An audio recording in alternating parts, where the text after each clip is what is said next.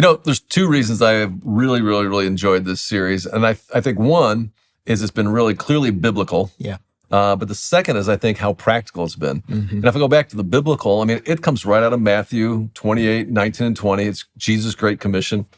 And I love what we've done, too, because we've made it very clear that what Jesus has challenged us to do is to be disciple makers. Yeah. He's not challenged us to be disciples. Yeah. He's challenged us to be disciple makers. And I think there's lots of people and lots of churches that totally miss that. Yes. And it's a big difference because he's not just saying, hey, just follow me. He said, yeah, follow me, but I want you to make other people who are also followers of me. Yeah. So I think we've done a great job of emphasizing that. I think it's been very convicting for me. I'm kind of going like, okay, I need to be able to name who are the people that I'm helping become disciples. But then the practical nature of it, we've kind of followed the storyline of the Apostle Paul and Timothy, his apprentice, and their disciple-making journey. And we see in some ways, I think the Apostle Paul grabs a hold of this vision that Jesus has of everybody being a disciple maker. And then he says, hey, here's the practical way. Here's the strategy, Timothy, for how we can actually live this out. And he talks about in 2 Timothy 2:2, he says, hey, Timothy's going to start with me. Yeah. Then it's going to go to you. And then to faithful men and women who are going to also teach others. Yeah. And he lays out, let's think in terms of how do we do this for 4 generations? And so that's made it really practical. How do we think in terms of 4 generations? Yeah. I think what you said at first about that shift from just being a disciple to being a disciple maker is really what community has been about from the very beginning. That is our mission. It's the fundamental core of our mission to help people find their way back to God. It's Matthew 28:19. It's teaching everybody to obey. It's baptizing them. It's all the things that Jesus called us to do, to be disciples who hear from God and does what he says. But what's interesting to me is that you can't really be a disciple. You can't say we're hearing from Jesus and doing what he's saying if we're not also making disciples, because that's what he's told us to do, right? Yeah. And so it's hard. You can't really have one without the other. Like a disciple is a disciple maker. And the fact that we've even separated them, or that it's possible to separate them, is the part I think we get wrong sometimes. Yeah, I think that's a really, really important distinction. I was trying to figure out how we could kind of illustrate it, so I brought this baton along.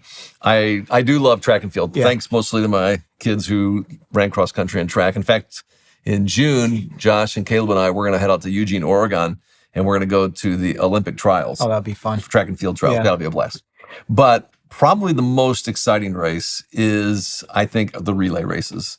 And in fact, the 4x4 is the last race of any track meet, almost every track meet. Interesting. And every person who participates, whether you might be a shot putter or a high jumper or a runner, you come and you get around the track to watch the 4x4, this last event. And everybody goes crazy cheering for them. Yeah.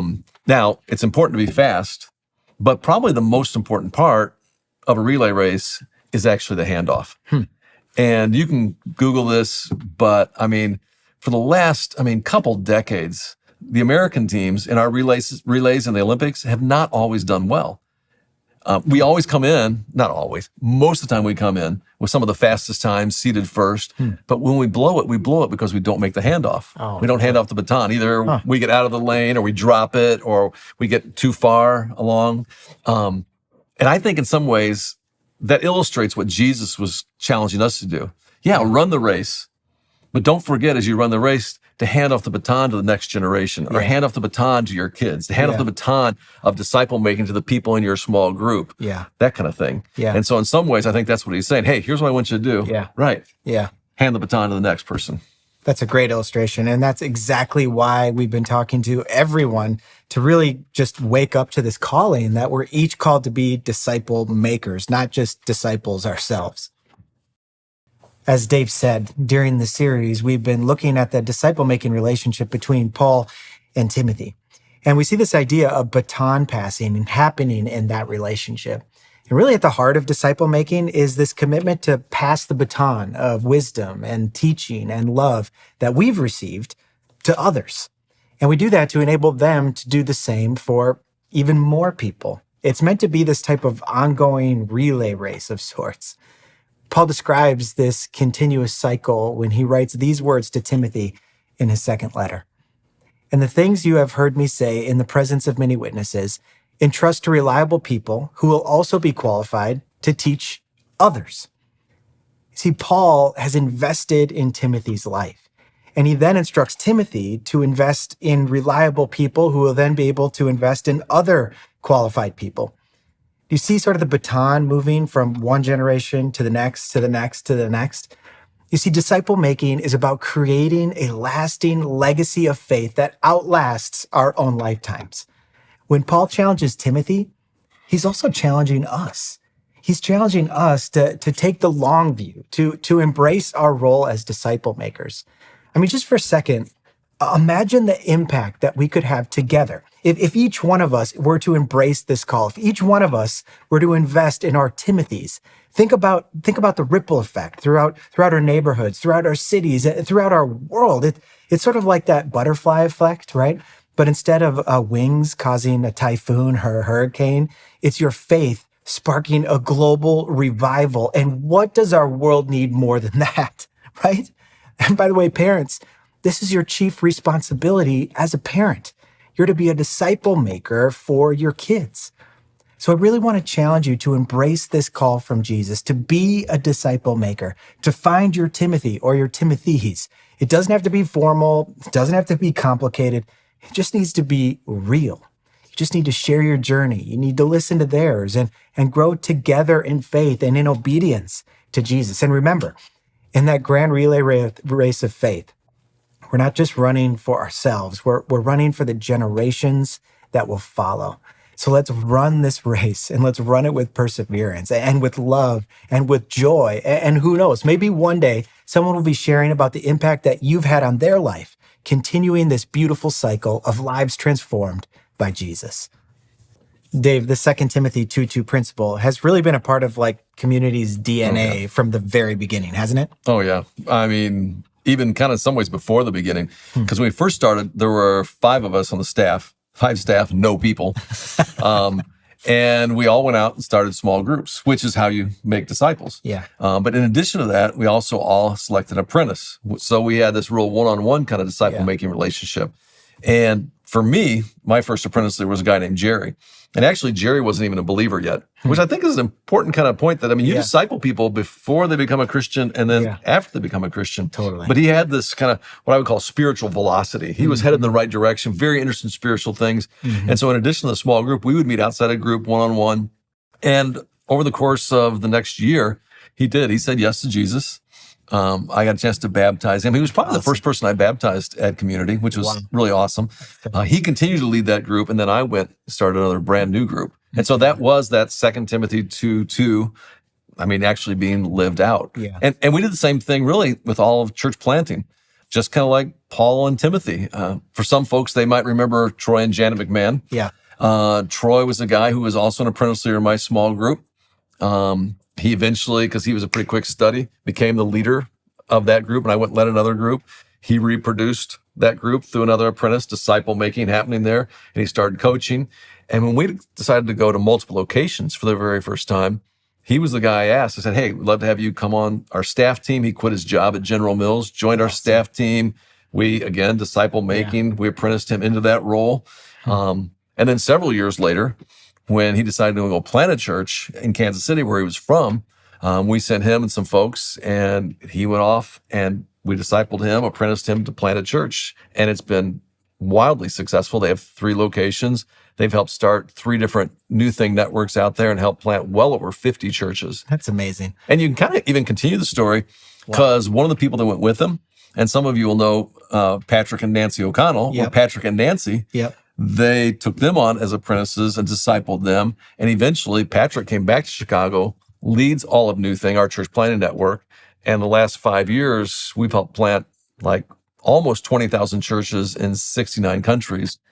But again, that's why crazy. But that's why Jesus says, hey, don't just be a disciple, but make disciples. Yeah. So that kind of thing can actually happen. Yeah. And making disciples who make other disciples who make other disciples, that's really the key.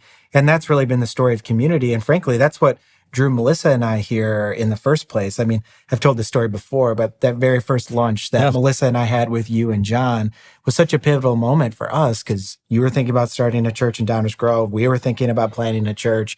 But at the time, we weren't sure like how that was going to happen together, separate. But really, after that launch, it was the desire that I had to be a part of that and to be discipled by you and by John that was like, hey, we've got to do this together. I mean, this is going to be good for us. This is going to be good for the kingdom. It's going to be good for community. It's going to be good for everybody if we keep the chain of disciples making disciples going. And the opportunity to experience that in our own life has been so huge. Which makes me think of another question. Sure. As we're talking a little bit as lead pastor and lead pastor apprentice, what was it that made you want to invite me into this new relationship where we're doing this? Well, that's pretty easy. I mean, one of the things I think we've seen over the last 7 years, and we and you've talked about this privately, but we want to let you all in on this, is, I mean, there's been a track record of proven faithfulness on Ted's part. I mean, when you did say yes to being a leadership resident, to train to start a new location, you did a great job of that. Then we launched Downers Grove. It's been really successful. You did a great job of that. Then we put you really in responsibility for all of our location pastors, oversee them. Again, proven faithfulness. Then all of our expressions, and then eventually to our lead team. And so all along the way has been this track record of proven faithfulness. I would say the other thing too, and we kind of look for this in any staff person, but particularly in this role, would be what we call, character, chemistry, and then also competency. Yeah. And when it comes to character, this person that you see here, or maybe you see him on a stage, is the exact same person you see in everyday life. I mean, there's a consistency about Ted's character. I love the way that you love Melissa. I love the way you love your boys and are passionate about that. I love the way you love our staff team too. I think it's that kind of consistency and character is really, really important. I think there's also chemistry. Yeah. You and Melissa and Sue and I went out last night and we had a good time. We did. Some funny stuff happened. I had some hot food. He's making fun of me because he thought I was sweating too much. You should have seen it. It was funny. Yeah. But we didn't go out because we had to. I mean, we wanted to. There's like a great chemistry there. Yeah. And when it comes to the whole staff and our philosophy of ministry, I mean, you get it. You're passionate about helping people find their way back to God and about the Jesus mission.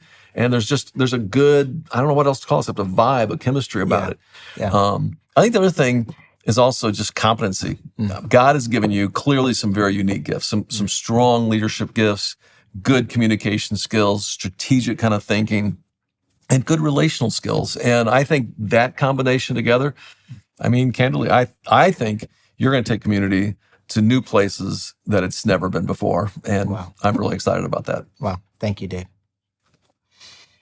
It was Paul the Apostle, who we read about in the Bible, that lived this out and modeled disciple making for us. And we see this evidence all throughout the letters that he wrote, especially the letters to Timothy.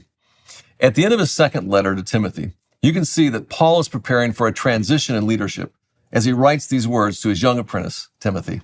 And he says, "In the presence of God and of Christ Jesus, who will judge the living and the dead, and in view of his appearing and his kingdom, I give you this charge." Now, I can imagine Timothy kind of leaning in as Paul gives him this charge. And he says, "Preach the word. Be prepared in season and out of season. Correct, rebuke, encourage with great patience and careful instruction. For the time will come when people will not put up with sound doctrine. Instead, to suit their own desires, they'll gather around them a great number of teachers to say what their itchy ears want to hear. They will turn their ears away from the truth and turn aside to myths." Now, Paul knew that Timothy was going to face challenges and opposition in his life and in his leadership. And he prepares him with these words of encouragement. And he says, "But you," he's talking to Timothy, "you keep your head in all situations, endure hardship, do the work of an evangelist, discharge all the duties of your ministry." And then comes the part when you can tell Paul knows that a transition's coming. And he says, "For I'm already being poured out like a drink offering, and the time for my departure is near. And I've fought the good fight. I've finished the race. I've kept the faith. Now there is in store for me the crown of righteousness, which the Lord, the righteous judge, will award to me on that day. And not only to me, but also to all who have longed for his appearing." Of course, since we're preparing for this lead pastor transition, that part of the passage really sticks out to me. Now, the Greek word that Paul uses for departure has within it a couple word pictures. The first is the picture of taking down a tent. And it makes sense that Paul would use this metaphor since he was a tent maker by trade. But the analogy he's making is that the tent is like his body. It's a temporary dwelling place for the soul. And now he's an old man. He's preparing his soul to leave the body in death, and he's going to leave behind this temporary dwelling place. He's sensing that death is near. There's a second word. And the second word picture embedded in that word departure is a ship that is letting go of the lines to the anchor as it leaves the dock. And in many ways, what Paul's saying is, I will not be tethered to this dock. I'm going on a journey, a long voyage, and I need to prepare somebody else to be in charge because I may not come back. And so what Paul's doing, he actually looks back over 3 decades of struggle and risk and joyful obedience with a good conscience. And then he says in so many words, I have not dodged the responsibility given to me. I have not gone about it half-heartedly. I was given a race to run, and I gave it my all. And when I think about what's happening with Ted and me, I actually prefer the second word picture more than the first, because I don't have any plans of dying real soon. But I think for me, it's more like I'm setting out on another journey. What some of you may not know, for the last 15 years, and maybe even a little longer, I've led not only community, but also New Thing and Exponential. And during that time, New Thing has really grown. God has blessed it. New Thing's our church planting network, and I mentioned that we've now, in the last 5 years, helped plant more than 20,000 new churches in these 69 countries. During that time, Exponential has also grown and expanded. It not only has the largest church planting conference around, but we also have expressions in Europe called Exponential Europe, then Australia, Exponential Australia, and then also Exponential Espanol. Well, the next part of my journey is to remain as the founding pastor here at Community, but also to dedicate more of my time to leading those two organizations. And because of who Ted is and how he's proven his faithfulness over the last 7 years, I feel very confident in handing that baton of leadership of Community to him next year, just like Paul did to Timothy. Dave, I just want to say thank you. Thank you so much for the ways that you've invested in me, not just over these last few months as we've started this apprenticeship formally, but also over the last 7 years as I've had a chance to watch you lead, learn from you, and to be on a team with you. It has grown me in ways that I'd hoped it would, and so much more. But I think the way that I've been most impacted through this apprenticeship process is just the way that you've shared your life with me. You know, the things that you wrestle with, the things that are difficult, the things that are fun, how you operate, how you're thinking about different situations and different responsibilities. It's really helped me see not just, your leadership, which I know, but you and how you embody this role as a leader, as a real person, just as you are, as I see you and others see you in different scenarios. And so I've just been so thankful for that investment of life and relationship. And it's really meant so much to me. And I think it's been the thing that has made the greatest impact on me for today, but also for our future. So thank you. Thanks, Ted. And I might want to just say to everybody too, this relationship here, it is working every bit as well as it looks. Yeah. And you make it pretty easy. So thank you. You make it pretty easy.